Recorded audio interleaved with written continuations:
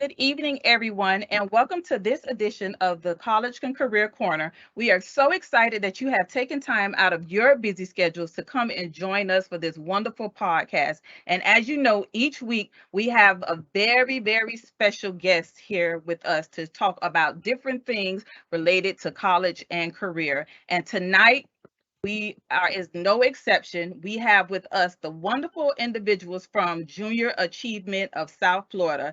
So I am going to turn it over to Alexandra and Felix for our wonderful presentation this evening.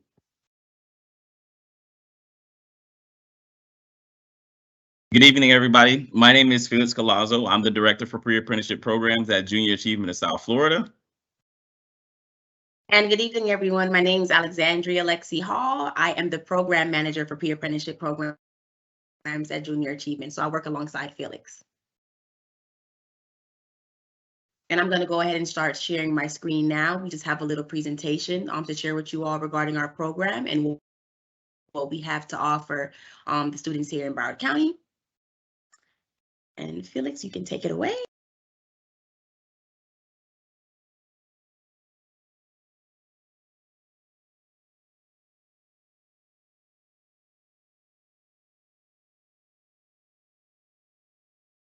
Hello. So, like we said, we're from Junior Achievement of South Florida. Junior Achievement of South Florida is a nonprofit organization that serves all of Broward County. We have a plethora of programs all the way, from the little ones all the way up to now that we have the pre-apprenticeship program, even students that have already graduated out of high school. We have the fifth grade program, which is called BizTown, which almost every kid in Broward County knows about and every adult knows about because they went to it at some point or another. We have Finance Park for our 8th graders. And then we have kind of our a la carte high school programs. We have the Fellows program, which is an entrepreneurship program. We have the Career Bound program, which is a college readiness program, and we have youth employment. But what we're going to be talking to you tonight about is the pre-apprenticeship program. The pre-apprenticeship program is a work readiness program that is designed to fast track teenagers, high school juniors and seniors, and young adults to the different industries, the different trade tracks. So right now we're focusing on certain trades. We're focusing on the maritime industry and the construction industry. Go ahead, Alexa. So what is a pre-apprenticeship program? A lot of people don't really understand the dynamics of a pre-apprenticeship program, but what it is it's a 6-month program where we take students and we want to get them ready to go directly into what's called a registered apprenticeship program, which is basically a work earn while you learn, full-time paid position where the students work while they're also going to school. So we take the students and we do a period of career exploration where we want to get them excited about the different trade industries. And like I said, right now we're focusing on the maritime industry and the construction industry. So we want to show them exactly what they're going to be doing in the industry. We want to introduce them to people who are already working in this industry. We want to really explain to them what the growth is for the different industries, so they understand not only where they're going to start with that registered apprenticeship position, but how far they can take that industry. And of course, we want to talk about the dollars and cents. So we talk about wages, and we talk about salaries, and we talk about what a career path would look like if you went through one of these industries. So the three occupations that we focus on, there's marine service technician, which is an outboard motor repair, and we do yacht service technician, which is, if you know the difference between a boat and a yacht, it's really about size. But with that size comes a lot of different aspects to a yacht. So a yacht is basically a floating building. So you have everything that a boat would have as far as your engines, your fuel, but you also have the minutia of a building as far as HVAC and plumbing and piping and carpentry and electrical work and welding. And then we also have construction, which is basically the same thing the same occupations that we were just talking about, but in an actual building. So you have the HVAC, so you have your AC, you have your welding, you have your carpentry, you have your electrician, you have all of those things that goes into construction.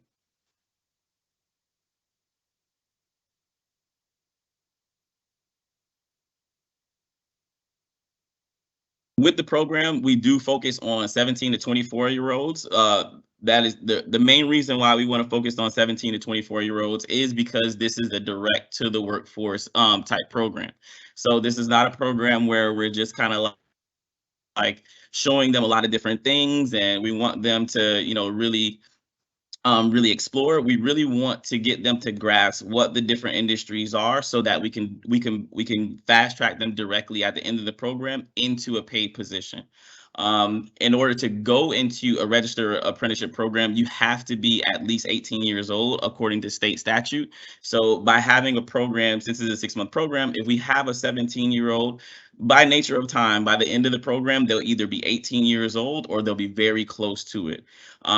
Because of the requirement to have a high school diploma or a GED, we're looking for those graduating seniors that are on pace.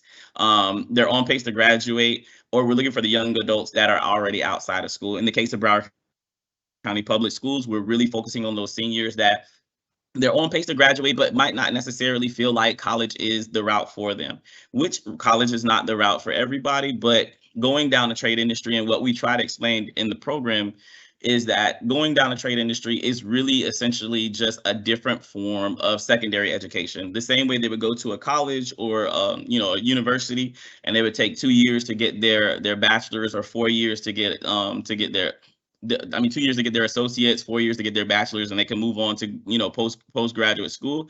You can do that same track in just a different way with the trade industries. The qualifications and certifications and the different designations in a trade industry are equivalent to that bachelor's or to that master's. The biggest difference between going the trade route and going the college route is it really boils down to, are you going to be taking out student loans for college? Yes, maybe. Are you going to take out any student loans for a trade route? No. You don't even have to pay to go to a registered apprenticeship program. The employer that you're working for pretty much foots the bill for that apprenticeship program. So we're looking for 17 to 24. We're looking for that graduating senior or young adult, and they have to be a Broward County resident because Junior Achievement of South Florida serves Broward County. Some of the program details. The program is 100% free to any qualified students that is a part of our program. The program is a 6-month program. We run our spring program basically from January to May. We meet between twice and 3 times a month. So we're going to be doing work site tours during those months. We're going to be doing technical training during those months, and we're going to do a lot of soft skills. In the month of June, we do 3 straight weeks every day of, and it's basically our boot camp. This is where we do the bulk of our certifications, and the bulk of our technical training, and the bulk of working alongside those employers. So we're looking for 30 students per group. All the curriculum is taught by industry professionals or junior achievement staff. So you're looking at the students are being taught by qualified individuals and people who are really in tune with what really needs to go into making a quality employee in the different trade industries. There's a lot of weight put on the job shadowing and the network opportunities with those companies. So the beauty of our program being built alongside the different trade industries and the different companies is from start to finish for 6 straight months, these students, not only are they learning the technical skills, they're learning all the soft skills, but they're also learning these things in front of the people that could be their future boss or employer or their future coworkers. They'll earn industry certifications. So the certifications that they're learning are either state or federal certifications. So you're looking at your OSHA Maritime, your OSHA Construction, your CPR First Aid AED certification, their forklift driving certification, the Florida Boating Safety Card. All of these certifications aren't just, certificates that we hand out so that the students can feel better about themselves. These are certifications that the students can put on their resumes, and they can go out and the employer is going to recognize them. We do offer incentives for completing the program. At the end of the day, we really want the students to go into the different industries, and we really want them to value what they're learning. But it doesn't hurt to give them a little bit of money or a little bit of incentives to keep them engaged and really reward them at the end of it. We offer assistance as much as we possibly can as far as transportation, especially in the month of June when school is no longer in session. We want to make sure that all the students have as much assistance as they need to make it to all of the different program days. Outside of the transportation assistance, our staff is really keen on trying to meet the students where they're at. So throughout the entire program, we're constantly having those unofficial conversations with the students to make sure that everything, both inside and outside of the programs, is taken care of. We're constantly asking them how their grades are going. We want to make sure that they stay on track to graduate so that they can be ready to go at the end of the program. As far as the timeline is concerned, we are currently in the enrollment phase, the enrollment recruiting phase. We started in September and we close at the end of November. We have our first orientation day in December. It's set for December 9th.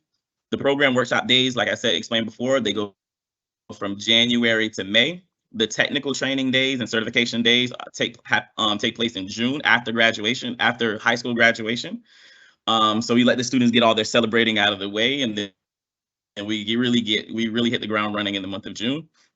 Graduation will take place in early to mid-July, and then the placement into the registered apprenticeship program after the completion of the pre-apprenticeship program takes place between July, August, and it might trail off into September, but we want to get the students placed as early as possible, so there's as little lag time in between as possible. So in terms of that curriculum, we really want to make sure that those the curriculum that we're teaching the students is something that's going to be recognized in the industry. So in terms of the Marine Service Technician, that is curriculum that they're going to be learning from Mercury Marine, which is an outboard motor technician organization that trains individuals, they train their staff. So that curriculum is what they teach their employees. In terms of the construction, we're going to be teaching from the NCCER curriculum, which is a federal curriculum for construction. And in terms of yacht service technician, the curriculum is built by Marine Industry Association of South Florida, which is a registered apprenticeship program for yacht service technicians. So all of the curriculum that they're going to be learning in terms of that trade industry, the technical training, is coming from the industry itself. It's not things that Junior Achievement is making up on its own.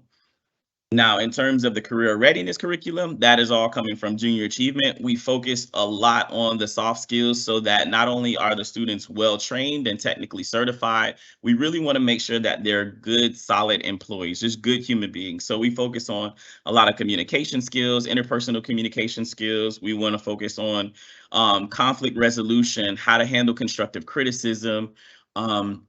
We want to make sure that they understand what it takes to be a good teammate, what it takes to do a lot of problem solving, teamwork. How do you work with people, and how do you teach someone something that you might be good at, but your teammate might need help with, and really maximizing everybody's strengths in the group. We really take a lot of time to give the students a lot of assignments and a lot of challenges to put those things into practice. And then also we have our essential knowledge courses, which is, like our financial literacy course. So we spend a lot of time on financial literacy, and we try to get as many outside vendors. Like we want to partner with banks so that they can come in and really teach the students the importance of saving, how to manage their money, how the different kinds of savings that they can have, the difference between credit and debit, and also we really want them to understand the value of the value of the wages that they're going to be making going down these industries. The last thing that we want is for our students to graduate our program, start making a really decent wage, but mismanage their money. So we try to think of our students in the totality of, not only do we want to train them technically, not only do we want them to have all of the soft skills so that they're good employees, but we also want to make sure that in the long run, everything that we're teaching them is going to get them in the right state that they need to be in.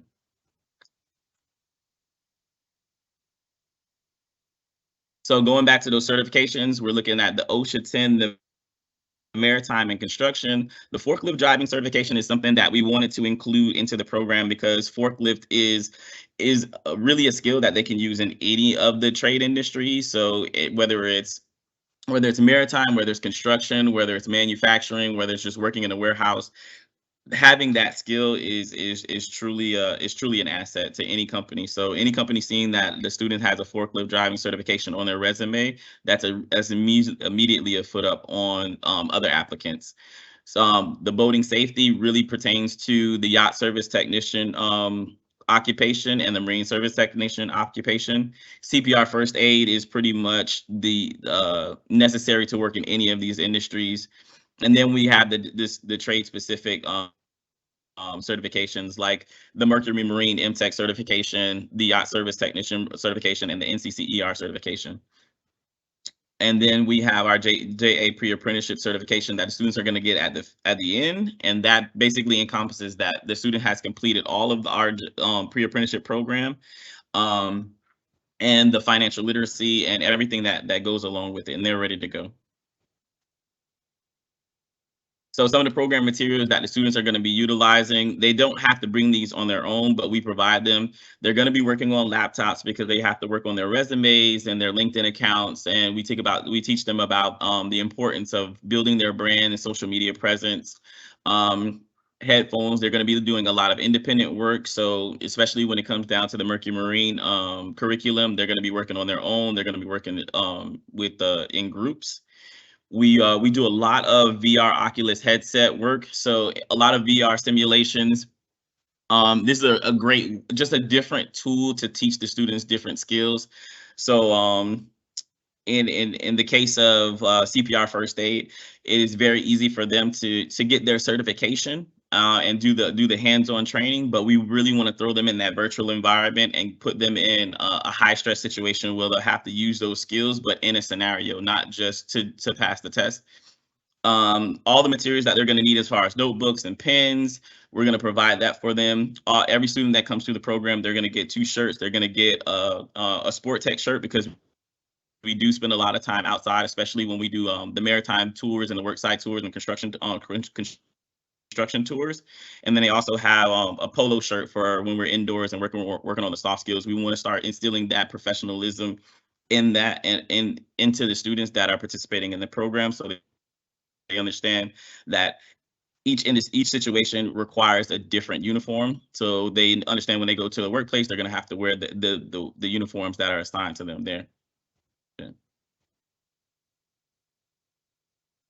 And this is just a nice video of our pilot program for Marine Service Technicians, so people can get an idea of the feedback the students had going through the program. It's really fun so far. It's very informative. This is probably one of the only programs that shows you how to work with boat engines and engines in general. Love the material, everything that's been shown to me.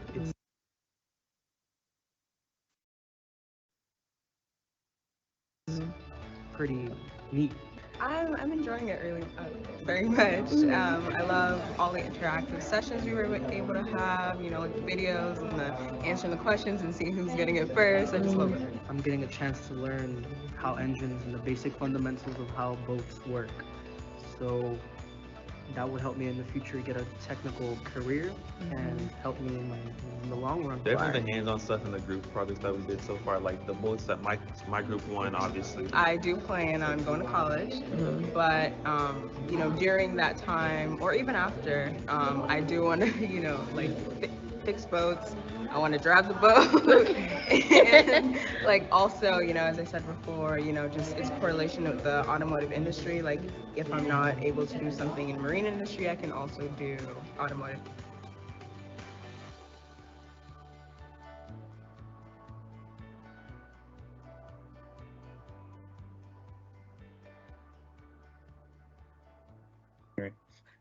As you can see in the video, we had a lot of happy participants. They all took a lot away from the program, and just seeing the different aspects of the program, you can see how hands-on the students were. You know, even in terms of everything that we do with the program, we want to make it as practical and as real as possible. So instead of just doing a forklift simulation, we really wanted to get the students out there at a dock, driving a real forklift, moving real objects around the job site. We even had a couple of our students that got to use actual equipment at the job site to really test their nerves, I would say. And then we also go back with the VR simulation. So we take those skills, the skills and the certifications, and we put them to practice. And you know, not only are you going to get certified in that forklift certification, but we're going to put you in that virtual environment, and we're going to assign you certain tasks and make sure that you're following all the guidelines that you learned during that certification class, and you're applying everything that you learned during the bookwork.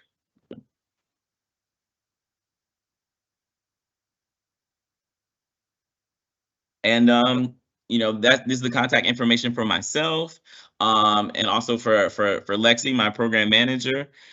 We really just wanted to open the floor to see if there's any kind of follow-up questions. Does anybody have any, you know, questions, concerns, ideas? Yes, we have a question in the chat. Are the boat services construction curriculums the only apprenticeship courses that you offer? For the time being, yes. We are already working on our 5-year plan to expand into different trade industries. But for now, and like we said, like this past year was our pilot program. It was our very first program. Really, the construction program is already our first expansion, but we're looking into manufacturing, we're looking into IT, we're looking into the healthcare, aviation, telecommunications is going to be a big one. So for now, yes, but definitely keep your ear to the ground, because we're going to be expanding. It's going to happen.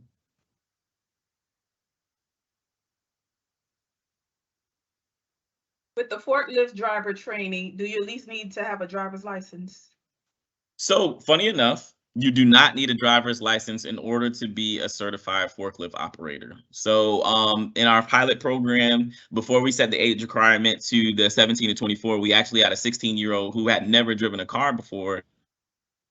But we gave him some time in the VR simulation to practice on the forklift simulator. And then when we got to the dock, he actually passed the certification on the forklift. And he still doesn't drive a car. So no, you don't need a driver's license. I think when he goes to take his driver's test, he might do pretty good then. Yeah, if you can drive the forklift. yeah, if you can drive a forklift and move that around a shipyard, I'm pretty sure you can drive a car, because they're not easy. Forklift driving is not easy. All righty. I think you all did a wonderful job presenting, because we do not have any more questions in the chat.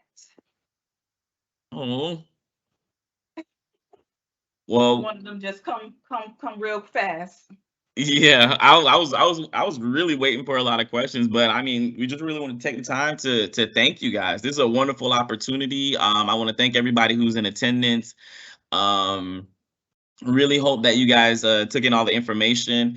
If you didn't, if you do have questions or questions pop up, hopefully somebody took a screenshot and you took down our contact information, or if not, you can reach out to the Brace team and they can forward our information to you guys. We have no problem coming out to different schools or different groups of different youth groups. I know there's a lot of after school programs. We have no problem scheduling time to come out to talk to your students in groups and really explain to them the program and the different possibilities. Um, it's a program that is growing, and we really want to spread the word about it, because this is something that the students can even come back to after they graduate. So let's say there's a student that goes off to college and they get their associates, and it just is not really what they want, or they go out that first year of college and it's not really what they thought it was going to be. They can still come back and enroll in one of our programs, and we can still fast track them to the trade industry. So we don't want students to think that they missed the boat, and we want this opportunity to be open for everybody. And I just saw another question come up from Nicholas. It says one of the kids said it's going to affect his technical college. And then how will it exactly in engineering? So I'm not too sure if they're asking about, credit wise, or just, time in general, if it's going to dip into the amount of time that they have, or schedule conflicts or what it may be. But are you able to answer that? So in terms of the technical college, you're really working towards your certifications, but you're also working towards credits. Our program really doesn't focus on the credit aspect. We really focus on certifications and also getting students placed into the registered apprenticeship program. So as long as time-wise it doesn't overlap, you can easily be in a technical program and do our program. And when you're done with our program, we're gonna do our best to place you into a registered apprenticeship program, or we're gonna do our best to get you in front of a business so that you can interview. But there shouldn't be any conflict of interest between the two, as long as your schedule will allow it.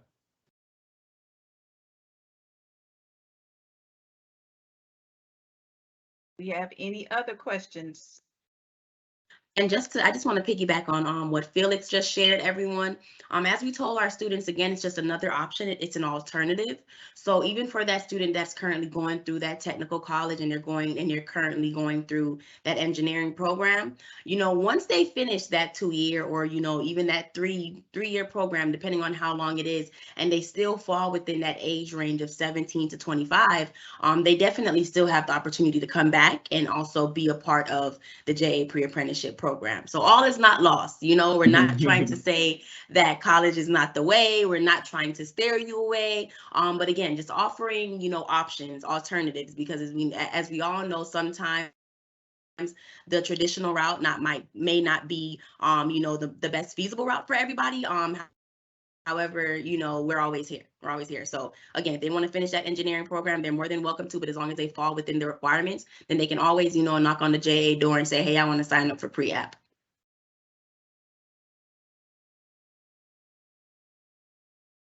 Thank you so much. If there are no further questions, we want to thank JA for being here this evening and talking to us about pre-apprenticeship programs. And don't forget, next week we will be back here, same time, same place, and we're going to shift gears a little bit, and we're going to have our FAFSA live event, but this one will be in Spanish only. We had our English event a couple of weeks ago, and next week, we're focusing on the FAFSA live in Spanish only. So for my seniors out there, if you have not completed your financial aid application, please log in, bring your parents, tell your friends, your cousins, everybody to come and complete your FAFSA application so that you can get all the money that's out there waiting for you. And then we'll be back on November 16th, and we'll close out November on November 30th with B2L. So again, thank you so much, JA, for being a part of us and sharing tonight. And thank you, everyone, and we'll see you next week. Take care. Good night, everybody.